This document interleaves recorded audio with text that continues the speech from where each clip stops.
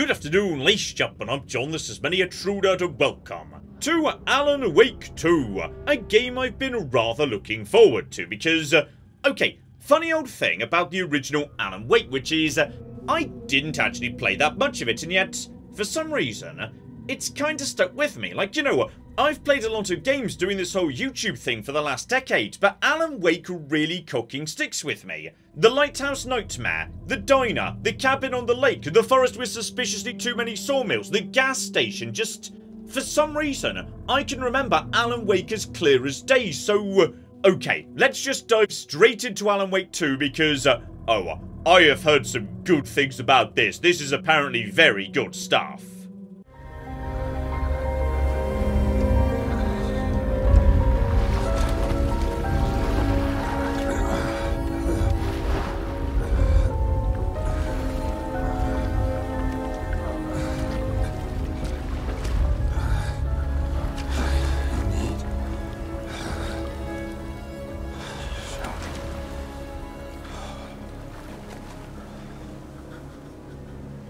Okay, it would appear that we are beginning with a large naked hairy man shambling out of a lake and... okay, I'm just going to spin the camera around for a second to check whether, like, you know, we're going to be needing any hedgehogs for this video. Okay, prepare the hedgehogs. Actually, to be honest, only one. Like, we don't need a big one or anything. It's night, it's a cold lake, we're not going to hold it against him.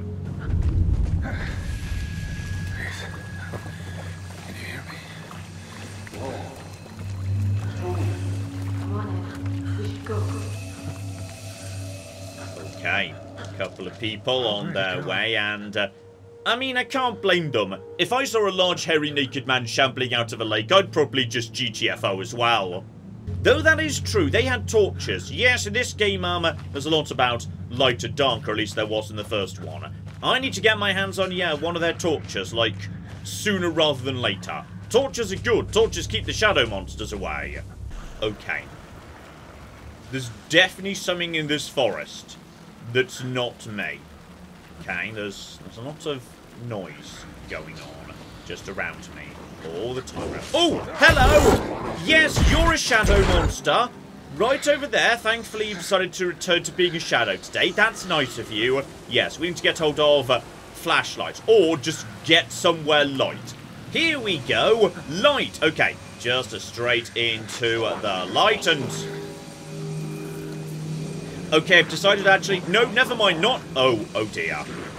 Never mind, I suspect, yes. I was kind of supposed to die here.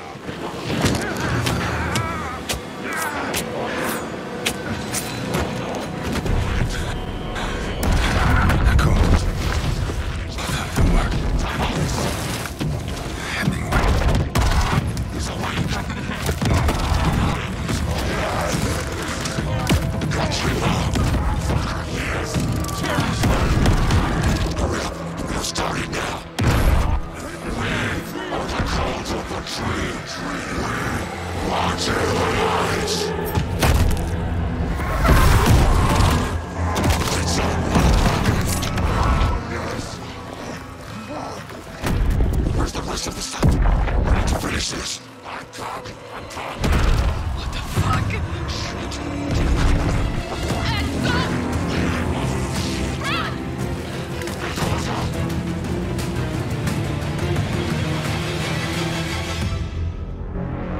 Okay, so I'm dead, the cult of the tree did it, and by the sounds of it, there are two witnesses out there. A woman and a chap called Ed. Watch out for a chap called Ed. We need to find a chap called Ed. Hey, kiddo. How are you? I'm good, Mom. How are you? This trip might take a little longer than I thought. I'm sorry I've been gone so much lately, Logan. Oh my god, Mom, it's not your fault people get all murdery. What happened? Just work stuff. Right. Well, Dad and I are just watching the latest episode of Night Springs here. Mom, it's so good. No spoilers! I'll let you get back to the show. You were supposed to wait and watch with me. I love you both. This is what happens when you go on work trips, Mom. Love you too. And say hi to Casey. Tell him to stop brooding so much. Logan? I will. Bye, kiddo. Okay, we're back where the first game was, Kajak, Cauldron Lake. That's where Alan Wake's mysterious disappearing house was.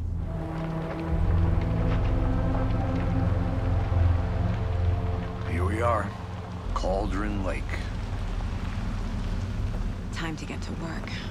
Okay, so we're back where the first game kicked off, Cauldron Lake, and yes, if I had to put a guess in, I'd say that me and my partner here are probably from the FBI, and, okay, this woman, she's played the first game because she knew she was supposed to bring a torch with her, damn it. Okay, you're cooking prepared for what's about to come, I love it. By the looks of it, yes, I've got objectives, find the crime scene, presumably the one we just saw being made, and find the deputies, though, I mean, if I had to guess, the guy came out of, you know, the water, and he walked up a path, like, presumably, yeah, the crime scene will be somewhere over here in the Crow's Foot Hills.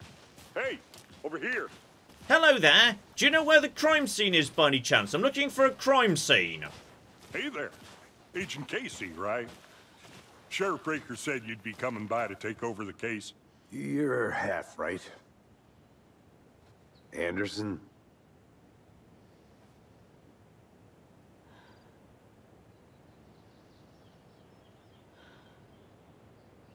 Saga Anderson. I'll be leading this case. Seems you already know my partner, Alex Casey. Shoot. Sorry about that, ma'am. I'm Deputy Mulligan. I just figured that, you know, that, When are those damn feds gonna show up, Mulligan? federal agent's right here, Thornton. My partner, Thornton, down at the crime scene. He's not what you call the sharpest axe in the shed. Right here? What do you mean? Are they with you? Oh, shit! They didn't hear me, did they? You know what? I quite like Thornton. So, yes indeed, witnesses. In particular, I'm just interested in, you know, don't ask me why, but a chap by the name of Ed. Were there any witnesses? Yeah, a couple out-of-towners. I wonder what they were doing sneaking around the woods at night. Mention the city folk. It's pretty suspicious. Not that we have anything against city folk, right, Thornton? But don't worry. Sheriff Breaker took them back to town a while ago. Okay, we'll catch up with them later. So, yes, fill me in. What's the local situation, buddy? What can you tell us about the crime scene? Tell them about the heart. I was getting to that, Thornton. Well, we reckon there are some organs that are currently outside the victim's person when they should be, well, you know, inside. Alright, that's some top-notch detective work there, Mulligan. Let me through, let's have a bit of a look-see at this, yes, suspiciously empty body. I need to think through the facts of the case. Okay, and apparently I'm going to do said thing inside my mind place. Alright, so apparently I solve cases by going into a really cocking, creepy cabin with a stag on the wall. Okay, it's all gone a bit deadly premonition, I like it. Okay, 3 missing people, all from 2010, nothing else in common. Murder method, slight differences, a bloating only commonality, but not the cause of death, chest trauma, exposure to water post-mortem, bruising on wrists and legs where we saw people being tied down in the intro, gash deep in the chest, heart's missing, so okay, that feels like a commonality too, animal butchery, post-mortem tattoos. Okay, it's enough for us to, yes, start with. I suspect the corpse we're about to find, based on what we saw already, is going to, yes, very much match all of this.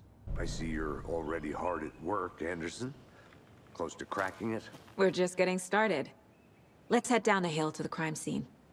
I enjoy how the moment I came out of my mind place, she said that to me, suggesting that, yes, when I go to my mind place, I just sort of stand here, perfectly still, staring into space, and my partner just has to sort of, you know, accept that that's a thing I do. I'm just imagining myself in a cabin, solving a crime somewhere that's not here. Okay, one newspaper just sitting around. Chaos at Cauldron Lake, so this might explain why, yeah, the whole place has been fenced off, potentially. Mysterious attacks in the middle of the night, specifically at, yes, the cabins. One minute we were laughing and toasting marshmallows, the next we heard screaming coming up from the cabin, so we didn't know what was going on, so we called the police and started running in the opposite direction. Someone else said, it's like he appeared out of nowhere. Suddenly my dog starts barking his head off, this psycho guy comes crashing through the trees. Okay, could be the same guys we just saw doing the murder, or alternatively, could be a shadow monster. Or the shadow monsters are the people doing the killings, I'm not 100% sure on that. Well, in which case, yes, the cabins are up here, but... okay. Need to get bolt cutters or a key if we want to go and investigate that business. And on top of that... a creepy twig sculpture? Alright, this crime was done by someone who watched the Blair Witch Project a few too many times. Got it. Did you get lost, Anderson? No, I was finding clues actually. I'm doing detective work. Keep on keeping on. More stuff hung up on the trees. I'll admit, this is, you know, a little less serial killer, bit more arts and crafts. Is that a kid's lunchbox?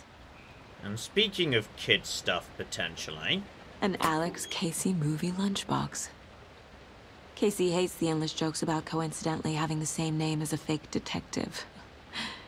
He hates those cheesy crime books, but he really hates the movies. Okay, mention the books and movies as much as possible to my grumpy partner. My dad used to say, when the going gets tough, the tough gets going. Not sure where the tough gets going to, but maybe you'll find it inspiring. On top of that... I was really hoping that was a jigsaw then, but apparently it's a manuscript fragment. Dear oh flipping dear.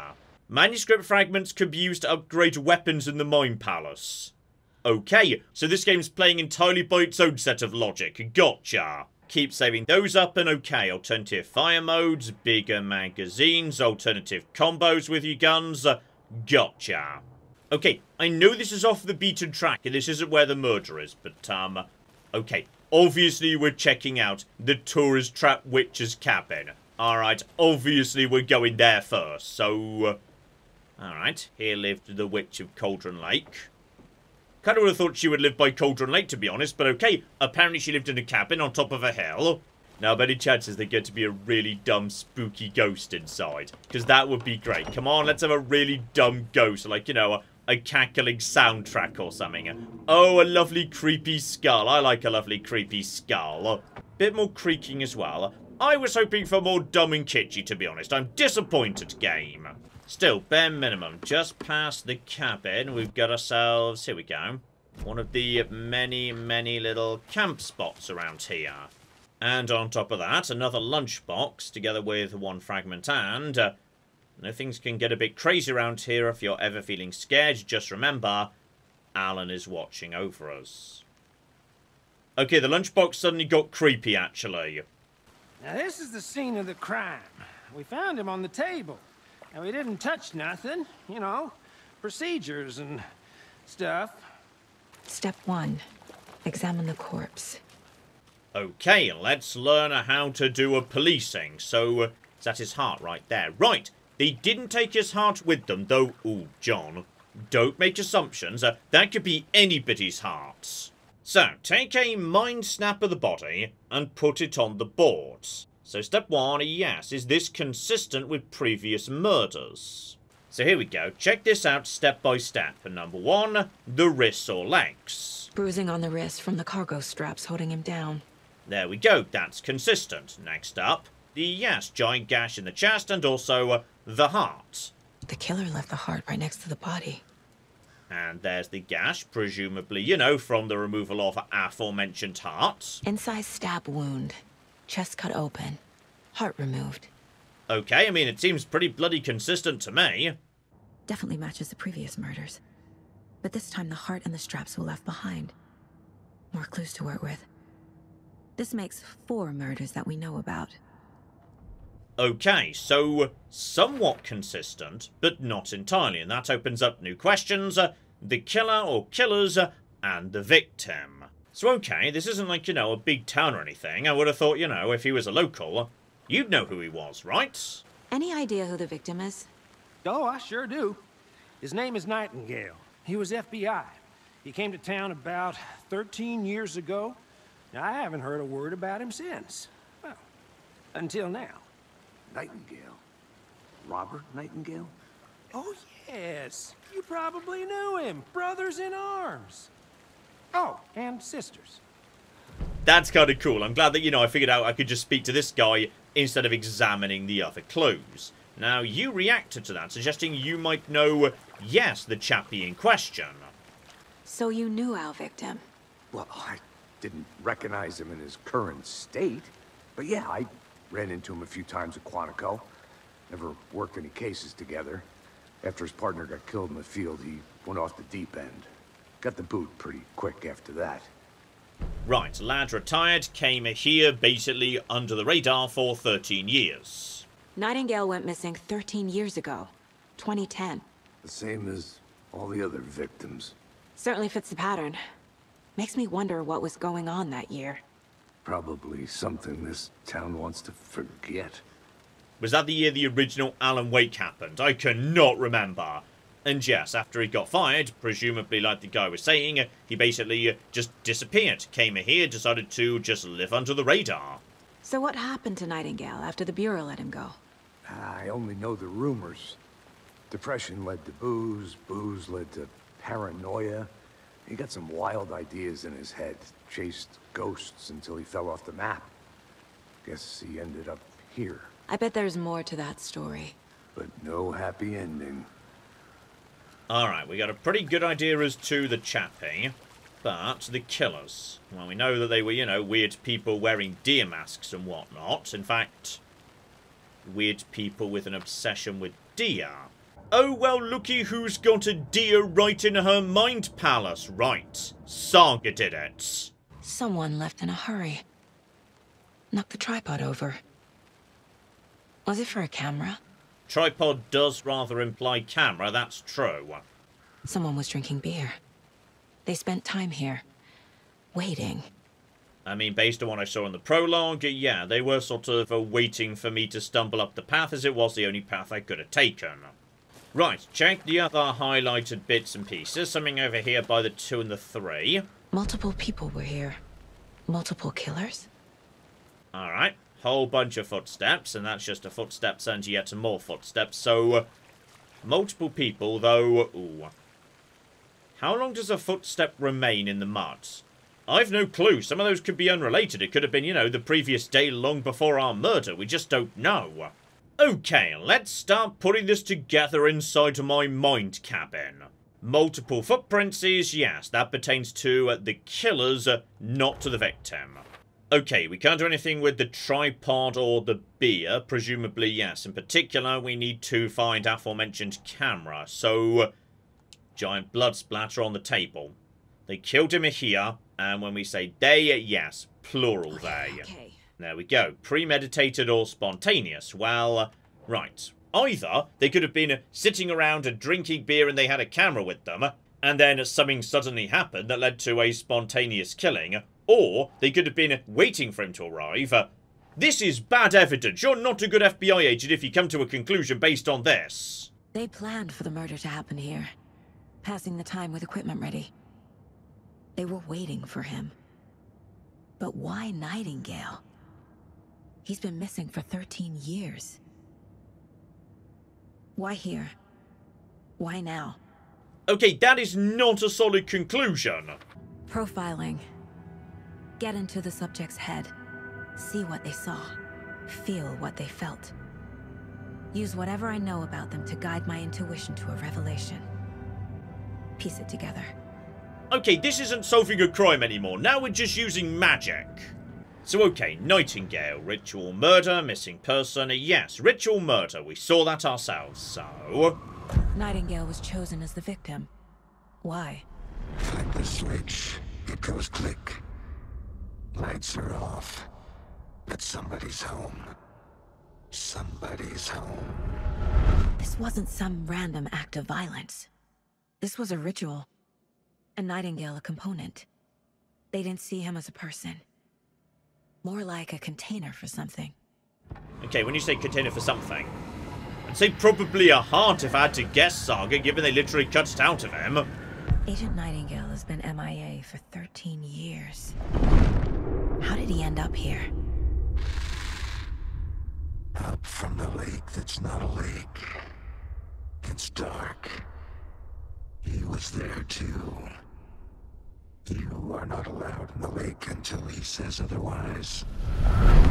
Robert Nightingale came from the lake before his murder. Okay, so basically, she's now aware of the same information I'm aware of from the prologue. Gotcha. Right, no more evidence round here or inside my mind cabin, so in which case, yes, may as well just mosey round towards the lakeshore, though on the way, yeah. Check into every available campsite. There might be fragments of paper, etc., etc. I can, like, shove in my gun to make it better at gunning or something. Right, so just take a left and divert into the forest. Casey, I'll be back to the main crime in a second, buddy. I do enjoy, by the way, how we're basically still, like, you know, in the basic tutorial. But the game's happy for me to just run off into the woods and, like, you know, go exploring, finding what I want, etc., etc. That's delightful. Speaking of which, okay, one of those symbols I saw by the cabins. Wonder what's inside. I should take a look around for a way to open this thing. Wash hands, take chicken out of fridge, take a nap. And, aha, this doesn't need a key. This needs a symbol lock. Okay. Wash your hands, take chicken out of fridge, take a nap. I don't really look at any of these symbols and think, yes, they represent wash your hands. So, okay. Have a poke around. I've just stumbled across something by the weird, creepy cabin. Oh, hang on. So, pyramid and inverted pyramid are overlapping. Then get the chicken out of the fridge. Hourglass. So, okay. Jaunty bow tie. Then hourglass. Then the last step was take a nap. So, hang about. We've got...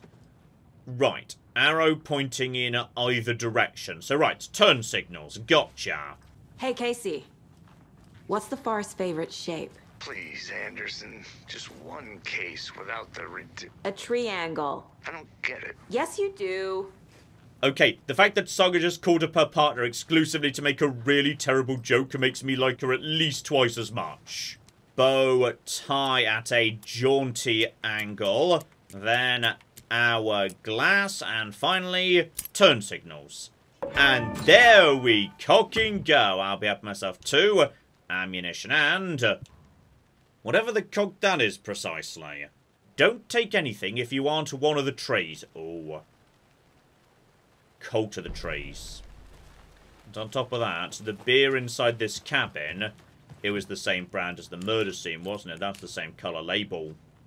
Right, this may have been where they were based. Got it. Oh, that's a trauma pad apparently. Gotcha. Okay, let's just mosey around the corner. One campsite on the right on the way. Might be a few more manuscripts round over here. Hang about. Where are you, Mr. Campsite? Can't go any further.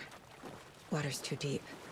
Got a bit of a problem here, which is, it would appear that, yes, the entire area just flooded. Okay, only other path that goes anywhere is, yes, the Witch's Ladle. An old mega tree, so examine that. And, oh. There's a piece of paper on the ground.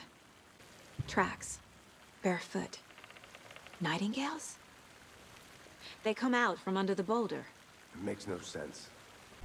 A page full of text on one side. Not a printout. Written with a typewriter. Old school. Lines scratched out and edits added with a pen. Like a manuscript. Page of a story. Killer left a message. It's for us. The text is about us. The victim was one of their own. FBI Special Agent Robert Nightingale. And then there was the page they found. The first step down into terrifying depths.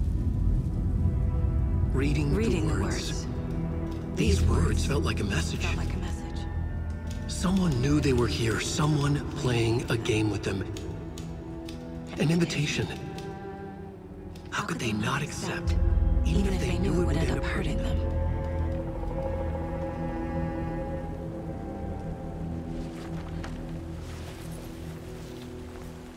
Someone's been watching us.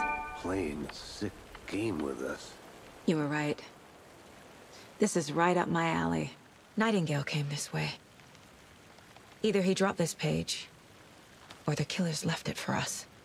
Okay, stuff's getting weird by the looks of it, and I can't deny, I do rather enjoy how, you know, whenever you want to, you can just teleport between real life, and there's like no loading to it whatsoever. It's kind of cool how you're basically in 2 universes at once. Right, speaking of which, can we, like, you know, do some profiling with the benefit of that page or whatnot? Here we go, I'm going to use my psychic mind powers on the page. We found a page in the woods. A story about these events. What is Nightingale's role in this? I carry his words close to my chest now. Inside, the awful truth. You must dig it out. Something was put inside him. In his chest. I must find out what. Ah, but okay. We can't do that examination here. We need to get the chappie back to town so we can, yeah, take care of this in a morgue setting. So, I think we might be done with this area for the time being, though I suspect we'll be back given part of it's currently flooded, and we don't have the key to get to the cabins. Gotcha. Well, sure. But the coroner won't be back in town for another week after Deerfest. Not a problem. I'll do it myself. Oh, and Sheriff Breaker called to say he's got the Bookers at the Oh Dear Diner in town. Oh, and I've got a key to the gate. It's a shortcut back to the parking lot just up the hill. Alright, that's a key, but by any chance, could that also get me into those cabins I saw earlier?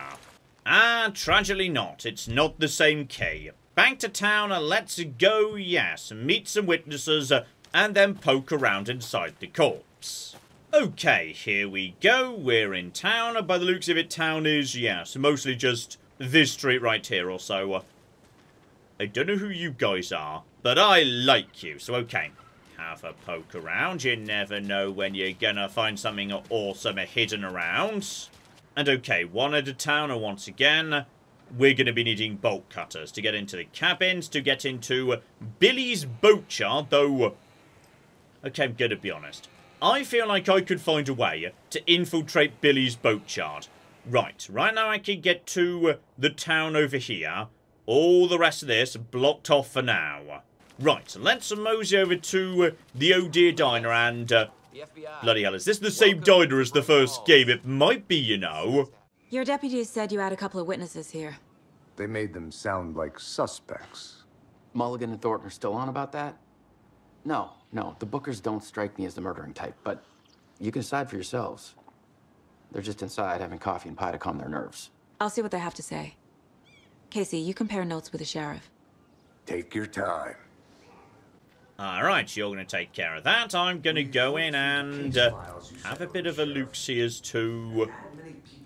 This looks very familiar. I think this is the same place where, yes, Alan was given fake keys to a non-existent cottage in the mysterious backstage area by a creepy old woman who probably didn't actually exist. So, right, we're literally back to the start of Alan Wake 1. Lovely. And why are there so many cocking? John Deerfest. That's why there's so many cocky deer heads everywhere. Though it is kind of weird that Saga likes, you know, stroking every single deer head she runs into. Right, no creepy old woman giving me non-existent keys, but on this occasion, right, one more padlock. So, potentially need a key to crack into the backstage area. Now, where's Ed? And whoever the one who's not Ed is. Excuse me. I'm Agent Saga Anderson. Are you the Bookers? That's us. I'm Tammy, and he's Ed. Hello, officer. Just Saga is fine, Ed. So, are we being charged with anything? Because if not, we'd love to get back to our hotel and decompress after what we saw. Take a bath, scream into pillows, that kind of thing. We're not charging you. I just have a few questions. Nothing to stress about, okay? What were you doing at Cauldron Lake last night? I'm a writer. True crime. We're here from New York, doing some research on a famous novelist, Alan Wake, who went missing here. I was down at the lake, getting some details. Perfectly legal. Okay, strange thing to do at night, but fine. So what did you see in the woods? This naked dude came out of the lake, and he was acting crazy, shouting weird shit at us. He must have been on something. Unless skinny dipping at dawn is a thing around here. Then we heard shooting. We ran into these psychos in deer masks. They were tearing into the naked guy with knives, like some kind of satanic cult. And then we bolted and called the cops. Okay, though seriously, why the cock do you not want to leave town? Like, I would not stay in the hotel of the small town with the satanic murder cults. What makes you say it was a cult? The masks and knives aren't enough. They were shouting, "Cult of the tree, the cult of the tree, cult of the tree." Oh, and then we found her. The whole thing was terrifying. That's all. Okay, I do rather appreciate him, you know, acting that out. That was good, though you, buddy, need to be profiled, though I'm gonna be honest, I feel like I don't need to go into my psychic mind palace to realise that he blatantly found something and then she told him not to say it. Like, we could just say, hey, you were saying something, but fine, off to the mind palace we go. Right, Cauldron Lake, where she's hanging out to do research. The Bookers were at Cauldron Lake. Why? The fence was built to hide what's there. They say the rider fell in the lake. Private party. No trespassing. My book has questions. Past the bolt cutters. They broke in for the sake of Tammy's book. Nothing to do with a murder. They were telling the truth. But bolt cutters. The cult of the tree. What are the Bookers telling me? I found their necklace. The symbol is 2 triangles. The cult wants their spruce tree bag, Tammy. Finders keepers, Ed. My publisher will want this on the cover. Tammy found something. A necklace belonging to one of the cultists. Okay, I'm willing to, like, you know, let you guys go if you give me the bolt cutters. So you found something there, right? A necklace these cultists may have dropped. Okay. Wow. How did you put that together? It's evidence. You need to hand it over.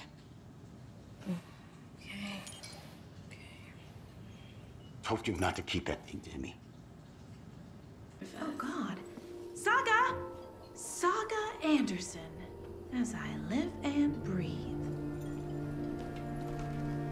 I thought we'd never see you back here after that awful, awful thing happened to your baby girl. How are you? I'm sorry. Who are you? I don't know what you're talking about. It's me, silly. Rose. You know me. I don't think I do. And what horrible thing happened to my baby girl? She drowned. Your daughter. That's so weird you don't remember. How do you know I have a daughter? Oh, I know what this is. You're blocking out your traumatic memories. Happens on TV all the time. No. You're mistaking me for someone else. If you say so. Okay, that was creepy as anything. My guys have Nightingale at the morgue if you're ready to go take a look. Let's go. Alright, it's cocky corpse poking time. So we share a morgue with the funeral home next door. It's a shoestring budget. I guess you guys don't have that problem, though. Our only coroner rotates between a few other towns, and he's away this week, but you can handle this, right? I'm qualified to perform examinations. Yes. Alright, downstairs we go. Creepy-ass murder basement you've got down here, dear flippin' dear. I enjoy, by the way, how it's dark enough in here I can get my torch out to see better. Seriously, you guys just need better light bulbs, so, okay. What was the cause of death? What other clues can the body give me? I'm gonna be honest, Saga. I feel like I may have figured out how he cocky died. There's writing on here. Can't make it out. Writing? How'd they manage that? Alright, presumably, like, you know, carved it into the heart after removing it. The body shows signs of being submerged in water, post-mortem. Okay, the bloating we heard about previously. This looks like text. A tattoo? Nightingale didn't strike me as a tattoo guy. No, but it's part of the MO for these killers. I saw it right at the start. Defensive wounds. He put up a fight. Alright. Put all that together, let's see what we've got. Okay, and now I know, yes, the name of the cult and whatnot, that's opened up a whole bunch of new bits and pieces. Including a list of, yes, their cult stashes. So, I found, yes, the mobile home, that was nearby to Cauldron Lakes. Just stick that one up, may as well have it on the board. And then there's the cult of the tree itself. So, what they're like, who they are, and what they want. Alright, need to start sifting the evidence. What kind of cult, presumably, yes, what they wear kind of fits into that. Cult psychology, in fact, as an extension of what kind of cult. I mean, cult necklace feels like it would fit into that as well. No, apparently not. Instead, right, that's a separate subgroup of cult symbols. And speaking of cult symbols, the triangle. That definitely goes there. Lovely. And as for Nightingale, okay. What we can learn from the body is there's something inside the cocky body. And here we go. What have we got inside, Saga? The answer is... That's pretty big. How did we not see that before? It's the same type of page we found at Cauldron Lake. Nightingale hunted Saga. Didn't see her. The Taken could not see into bright light. Light hurt them, made them vulnerable. Nightingale had no heart, but here he was, killing. Someone's created a fucked up fantasy about us. Hey, hold on. We found these kinds of pages. I didn't think they were relevant to this case. I have them right here.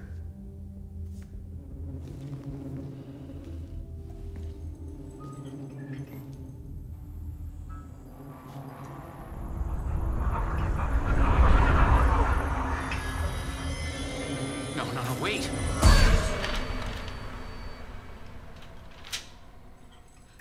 Sheriff? What the hell? Show me the clicker.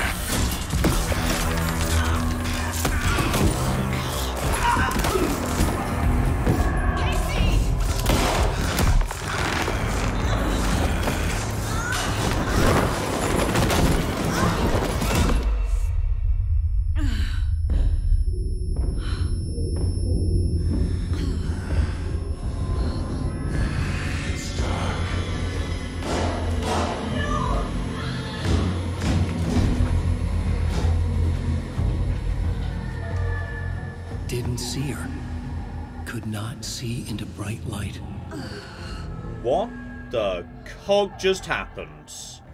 Okay, we're not just solving mysteries anymore. Stuff just got real. So, okay. Stay in the light. It's like inverted sneaking. Normally in games you want to stay in the shadow. But no, darkness is bad in this universe. So, light instead means... he can't see me, which feels really weird, but okay. Let's get into the cocking lights. He can't see me in the light. Alright, there's our chappie. My gun's out in the hall. Gotta get it back. I feel like, you know, running out might be a bad idea. Okay. Get a tiny bit of health. If I'm hiding in the light, that's good. That's good. But if I attack from the safe haven, trouble. Go. Now, this direction. Good. Run, run, run. Gun, gun, gun. Shine light at him and... No, no, no, no.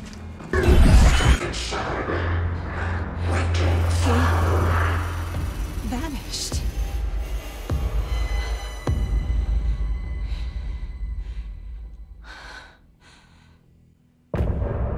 Okay, that's one a hell of an opening, I will give you.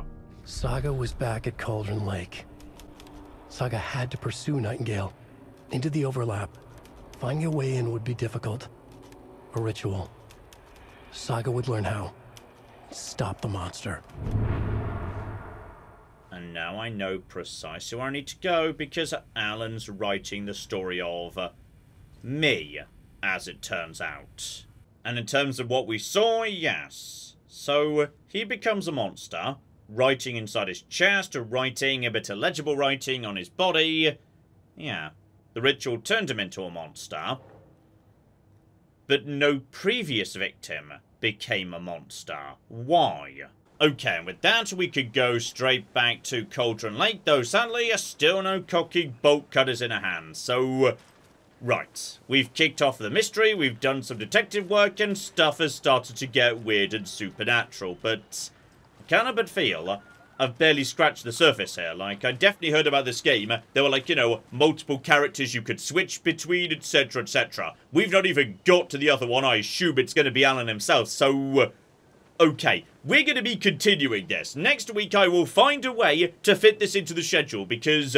oh, this feels like good stuff, and I need to know just how good, because I suspect this is ending up on my Games of the Year list. So, hopefully, you join me next week for that. But in the meantime, I've been John, this has been Many a True Nerd, and this has been Alan Wake 2. Thank you very much, and goodbye. I'm going to be honest, if it's Glasgow on a Saturday night, there's large amounts of violence and screaming and chaos, that's just normal. That's not actually the alien, sorry. But on the other hand, I have a giant flamethrower robot. Would you not like to potentially let me at least try that before pulling the funding and power? No! Okay.